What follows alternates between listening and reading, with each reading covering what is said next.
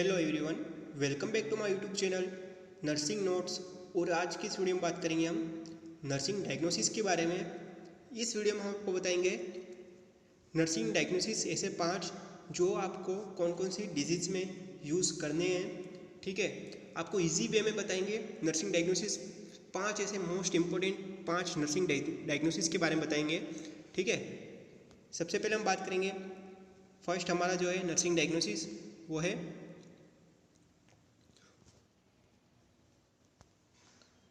Acute and chronic pain related to disease condition. यहाँ पे जो रिलेटेड टू है इसकी जगह ड्यू टू भी लिख सकते हो आप, ड्यू टू डिजीज कंडीशन।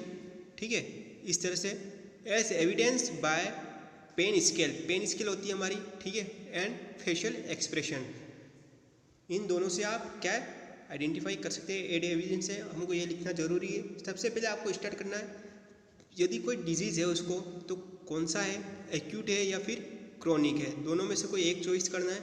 जैसे कि acute pain related to disease condition as evidence by pain scale, ऐसा हो गया। ठीक है, ऐसा हो गया। या फिर क्रोनिक पेन, यहाँ पर आपको क्या मेंशन करना है, कौन सा पार्ट उसको पेन हो रहा है। जैसे कि अक्यूट पेन इन चेस्ट, ठीक है, या फिर एब्डोमिनल हो गया। Acute pain in chest related to disease condition as evidence by pain scale, ऐसा हो गया। या फिर ऐसा भी लिख सकते हैं जैसे chronic pain in abdominal related to disease condition as evidence by pain scale या फिर फेशियल एक्सप्रेशन।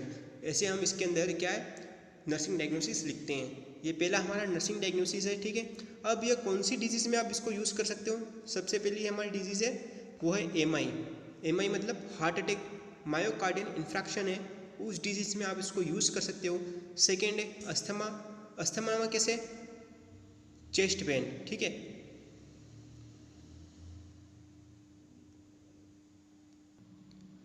अस्थमा में हो गया। इसके बाद सेकेंड है हमारा सीओपीडी मतलब क्रोनिक ऑब्स्ट्रक्टिव पल्मोनरी डिसऑर्डर। इसके बाद बोन्स डिजीज़, कौन से भी बोन्स डिजीज़ है उसमें क्या है आप ये नर्सिंग डायग्नोसिस यूज़ कर सकते हैं। जैसे कि कोई आर्थराइटिस हो गया, कोई फ्रैक्चर हो गया, तो उसका जो नर्सिंग डायग्नोसिस बनेगा पहला वो होगा अक्यूट एंड क्रोनिक जो है, उसमें मेनली रहेगा आपका बोन डिजीज़ में अक्यूट। ठीक है, याद रखना आपको, फ्रैक्चर वगैरह में अक्यूट ही रखना है। इसके बाद गैस्ट्रिक डिजीज़, सारी गैस्ट्रिक डिजीज़ आ गई, जैसे कि पेप्टिक अल्सर हो गया, गैस्ट्राइटिस हो गया, और भी जो डिजीज़ है उस कंडीशन में आप क्या है इस जो नर्सिंग डायग्नोसिस है हमारा पहला उसको यूज़ कर सकते हैं। इसके बाद कोविड-19 जो डिजीज़ है उस कंडीशन में भी आप क्या है इसको यूज़ कर सकते हैं। ये वाला नर्सिंग डायग्नोसिस अभी लेटेस्ट जो डिजीज़ के कंडीशन में आएगी आपके इन फ्यूचर, तो उस कंडीशन में भी आप क्या है इसको यूज़ कर सकते हैं। चेस्ट पेन होगा पेशेंट को तो आपको इतना ही ज़रूरी है। ठीक है, अब सेकेंड है जो हमारा वो है altered body temperature related to disease condition as evidence by taking temperature. मतलब कि बॉडी टेम्परेचर इंक्रीज होगा, कोई इन्फेक्शन होगा तो वैसे भी हमारी बॉडी में क्या है टेम्परेचर इंक्रीज होता है।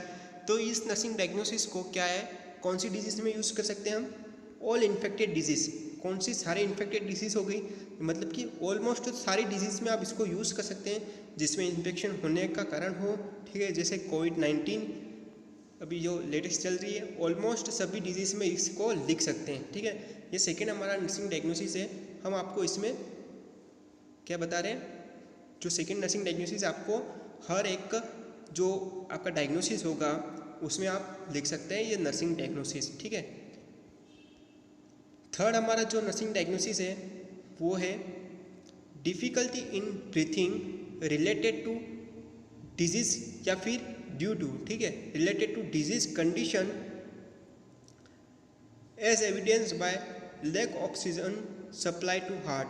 ठीक है, ये हमारा सेकेंड मतलब थर्ड जो है हमारा नर्सिंग डायग्नोसिस है। ये कौन सी डिजीज़ में आप यूज़ कर सकते हैं इसको।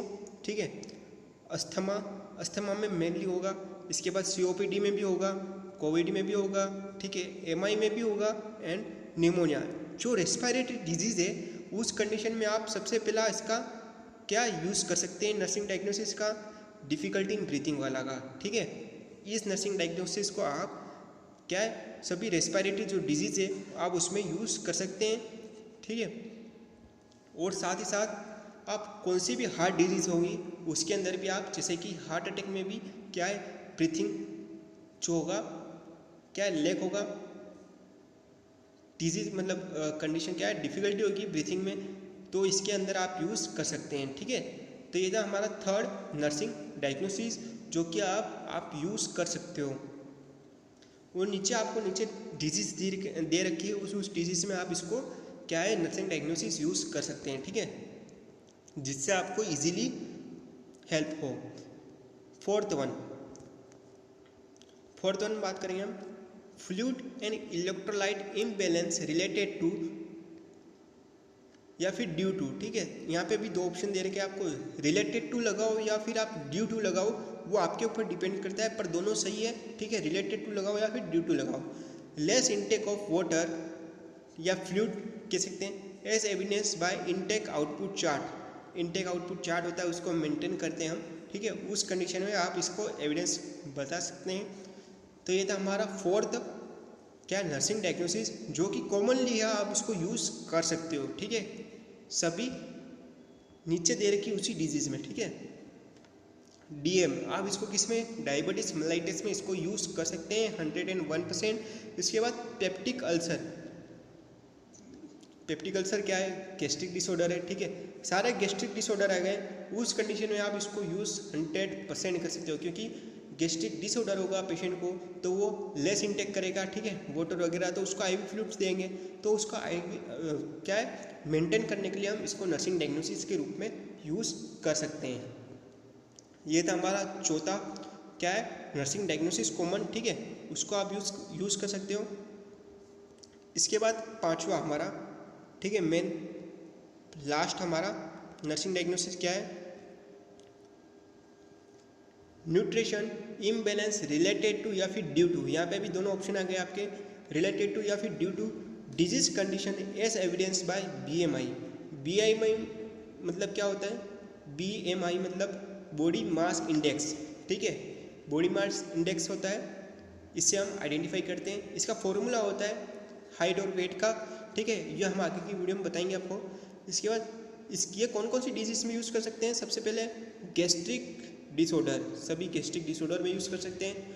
ऑल डिजीज़ जिसमें पेशेंट माउथ से लेस इंटेक करता हो, और ऐसी डिजीज़ जिसमें पेशेंट मोस्टली सारी डिजीज़ में पेशेंट क्या बीमार होता है तो वो इंटेक नहीं कर पाता है, ठीक है, उस कंडीशन में हम सभी डिजीज़ के लिए लिख सकते हैं, ठीक है। ये वाला थर्ड पॉइंट 5 वाला हर डिजीज़ में लिख सकते हैं।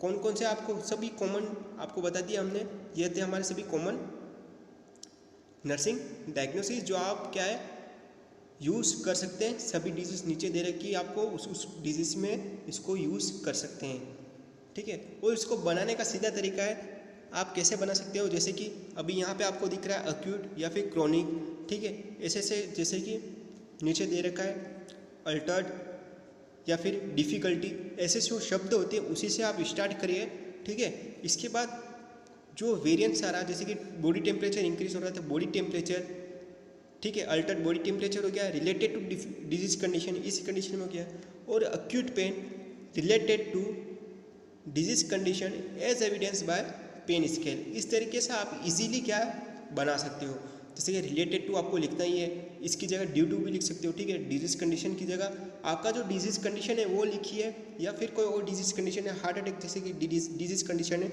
आप उसका यूज़ कर सकते हैं। यहाँ पे आप डिजीज कंडीशन इजीली लिखो, मतलब ज़्यादा दिक्कत वाली बात नहीं रहेगी, इसलिए आपको शॉर्ट फॉर्म में बता रहा हूँ। डिजीज कंडीशन लिखे यहाँ पे इस जगह पे, ठीक है। एज एविडेंस आपको याद रखना ही है, as evidence by pain scale. Pain को हम कैसे मेज़र करेंगे, पेन स्केल से करेंगे। बॉडी का टेम्परेचर किससे मेज़र करेंगे, थर्मामीटर से करेंगे, तो वो लिखना है। हमारा जो बीएमआई जो होता है हमारा वेट के हाइट के अकॉर्डिंग वेट कितना होना चाहिए, इस अकॉर्डिंग में हम किससे बीएमआई स्केल होती है हमारी, उससे आइडेंटिफाई करते हैं। ऐसे बहुत से जो होते हैं। और फ्लूइड के लिए क्या करते हैं हम, इनटेक आउटपुट चार्ट मेंटेन करते हैं, ठीक है। इस तरीके से आपको क्या है कॉमनली 5 हमने आपको क्या है नर्सिंग डायग्नोसिस बताए जो आप यूज़ कर सकते हैं, ठीक है, सभी डिजीज़ में। उम्मीद करता हूँ आपको समझ में आया होगा। के नर्सिंग डायग्नोसिस इजीली वे में, ठीक है। यदि आपको ये वीडियो पसंद आए हो प्लीज़ वीडियो को लाइक करें, वीडियो को शेयर करें और कमेंट करके बताएं कि आपको नेक्स्ट वीडियो कौन से टॉपिक पे चाहिए, हम उसके ऊपर वीडियो बनाएंगे, ठीक है। Thank you.